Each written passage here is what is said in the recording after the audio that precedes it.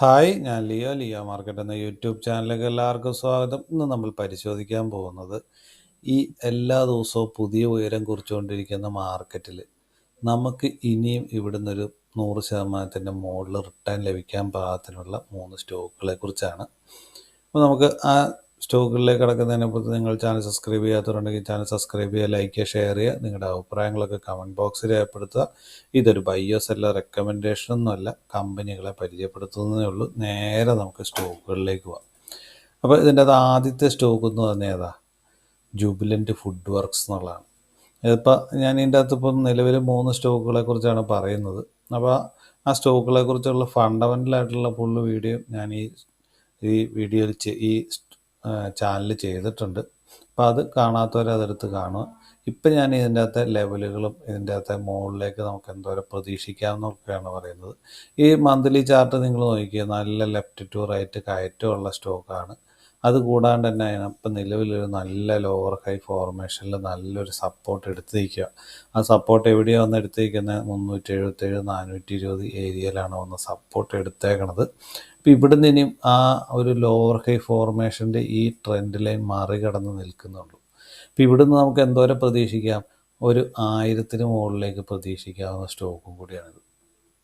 കാരണം എന്നാ വെച്ച് കഴിഞ്ഞാൽ നല്ലൊരു ബ്രാൻഡാണ് അവർക്കുള്ളത്. ആ ബ്രാൻഡിൻ്റെ ഇത് കൂടാണ്ട് നല്ലൊരു അവർക്കൊരു നല്ല കണക്ഷൻസ് ഉണ്ട്. അപ്പോൾ ഈ ഒരു മേഖലയിൽ ആ ഒരു നല്ലൊരു സ്ട്രോങ് ടീമായതുകൊണ്ട് തന്നെ ഇനിയും നന്നായിട്ട് ഉയരം പ്രതീക്ഷിക്കാവുന്ന. ഇപ്പോൾ ഈ ഇപ്പോഴത്തെ 565-ൻ്റെ മുകളിലേക്ക് പോയ ആദ്യത്തെ റെസിസ്റ്റൻസ് 623, പിന്നെ 754, പിന്നെ 810. അത് കഴിഞ്ഞാലോ 900-ന് മുകളിലേക്കാണ്. പിന്നെ പുതിയ ഉയരമായിരിക്കും. അപ്പോൾ നമ്മളിപ്പോഴും ശ്രദ്ധിക്കേണ്ടത് എന്നാന്ന് വെച്ച് കഴിഞ്ഞാൽ നമ്മൾ ഈ ഒരു സമയത്ത് കേൾക്കുമ്പോൾ കറക്റ്റായിട്ട് സ്റ്റോപ്പ് ലോസും ആവറേജ് ചെയ്യാനുള്ള പൈസയൊക്കെ മാറ്റി വെച്ചിട്ടായിരിക്കണം അതിൻ്റെ ഈ സമയത്ത് നിക്ഷേപിക്കുകയാണെങ്കിൽ ചെയ്യേണ്ടത്. അതൊക്കെ നമ്മൾ അതിൻ്റെ നമ്മുടെ റിസ്ക്കും നമ്മുടെ ആ റിവാർഡുകളൊക്കെ നോക്കിയിട്ട് വേണം നമ്മൾ ഈ സമയത്ത് ഇൻവെസ്റ്റ് ചെയ്യുക എന്നുള്ളതാണ് എനിക്ക് പ്രത്യേകം പറയാനുള്ളത്. കാരണം ഈ സമയത്ത് നമ്മൾ എല്ലാ പ്രോഫിറ്റ് ബുക്കിംഗ് വരുവാണെങ്കിൽ, ഒരു പാനിക്ക് പ്രോഫിറ്റ് ബുക്കിംഗ് വരുവാണെങ്കിൽ പെട്ടെന്നായിരിക്കും എല്ലാം കൈവിട്ട് പോകണേ. ആ സമയത്ത് നമ്മൾ ആവറേജ് ചെയ്യാനുള്ള പൈസ മാറ്റി വെക്കണം. അതുകൂടാണ്ട് നല്ലൊരു കറക്റ്റായിട്ടുള്ള സ്റ്റോപ്പ് ലോസൊക്കെ എപ്പോഴും നമ്മൾ നിക്ഷേപിക്കുന്നതിന് മുമ്പ് തന്നെ നമ്മൾ വെച്ചാലേ നമ്മളൊരു സക്സസ്ഫുള്ളായിട്ടുള്ള ഭാവി നമുക്ക് കെട്ടിപ്പടുക്കാൻ പറ്റുള്ളൂ. അപ്പോൾ ഇതിൻ്റെ അകത്ത് നമുക്ക് അടുത്ത സ്റ്റോക്ക് എന്ന് വെച്ചാൽ ഈസി ട്രിപ്പ് പ്ലാനേഴ്സ് എന്നുള്ളതാണ്. ഇത് വീക്കിലി ചാർട്ടാട്ടോ.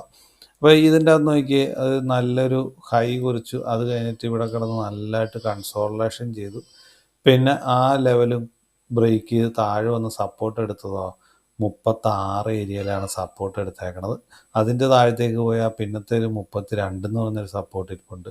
അപ്പോൾ ഈ ഏരിയയിലായിരിക്കും ഇന്നത്തെ ഒരു നല്ല സപ്പോർട്ടുള്ളത്. ഈ സപ്പോർട്ട് ബ്രേക്ക് ചെയ്തിട്ടില്ലെങ്കിൽ ഈ ട്രെൻഡ് ലൈൻ അധികം താമസിക്കാതെ തന്നെ ബ്രേക്ക് ഔട്ട് ചെയ്യും. അങ്ങനെ ബ്രേക്ക് ഔട്ട് ചെയ്യുകയാണെങ്കിൽ പിന്നത്തെ റെസിസ്റ്റൻസ് വേണ്ടത് 45 46 ഏരിയയിലാണ്. അതെന്തുകൊണ്ടാണ്? ആദ്യകാലത്തെ സപ്പോർട്ട് വന്നേക്കണം ഈ ഏരിയയിലാണ്. അവിടെ കൂടാണ്ട് ഇവിടെ അത് ഈ സപ്പോർട്ട് കറക്റ്റ് ചെയ്തപ്പോഴും പിന്നെ വന്ന റെസിസ്റ്റൻസും ആ ഏരിയയിലാണ്. അപ്പോൾ ഈ ഏരിയ ഭയങ്കര വലിയ റെസിസ്റ്റൻസാണ്. 45 46 ഏരിയകൾ ഭയങ്കര റെസിസ്റ്റൻസ് ആയിരിക്കും. ഇതിന് മുകളിലേക്ക് മറികടന്നാൽ പിന്നെ പുതിയ ഓൾ ടൈം ഹൈ നമുക്ക് പ്രതീക്ഷിക്കാം. അപ്പോൾ ഈ 45 46 ഏരിയ മറികടന്ന് പോയി കഴിഞ്ഞാൽ പിന്നെ വന്നതോ 54, പിന്നെ 64, പിന്നെ ഓൾ ടൈം ഹൈയിലേക്ക് നമുക്ക് പ്രതീക്ഷിക്കാവുന്നതാണ്.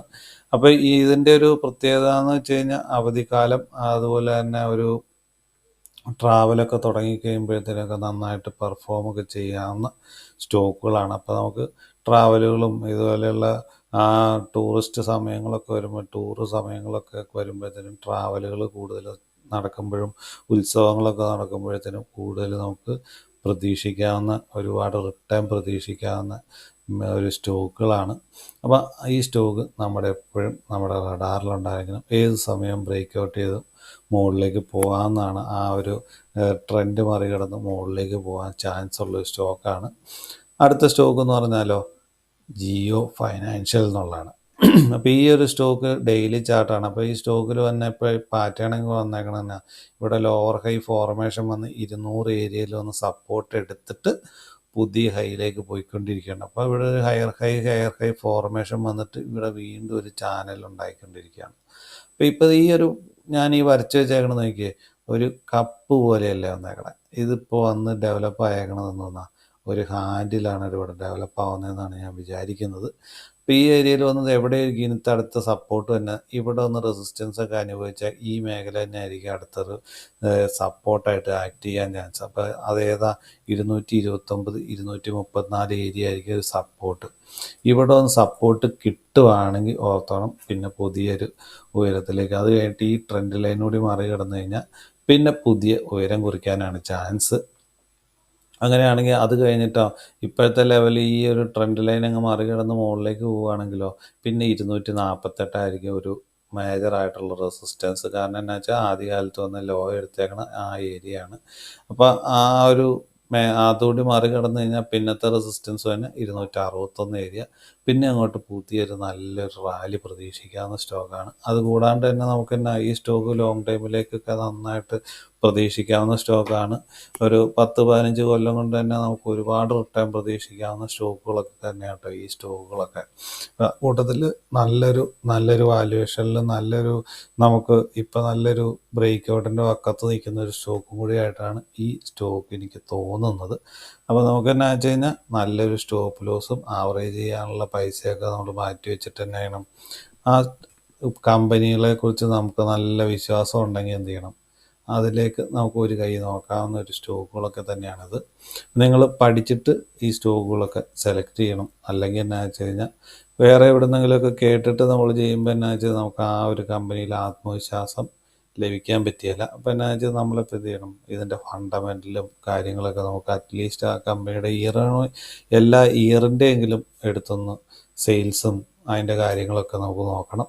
അപ്പോൾ അങ്ങനത്തെ അടുത്ത് നോക്കി കഴിയുമ്പോൾ കമ്പനിയുടെ ഒരു ഭാവിനെ പറ്റി അപ്പോഴത്തേനും ഐഡിയ കിട്ടുമ്പോഴത്തേനും നമുക്ക് വലിയൊരു ഒരു പ്രതീക്ഷയൊക്കെ നമുക്ക് പതുക്കെ വരും. ആ കമ്പനീനെ കുറിച്ച് പഠിക്കും. അതൊക്കെ നിങ്ങൾ സ്വന്തമായിട്ട് പഠിക്കുമെന്ന് വിചാരിച്ചുകൊണ്ട് ഈ വീഡിയോ ഇവിടെ നിർത്തുന്നു. നന്ദി, നമസ്കാരം, താങ്ക് യു.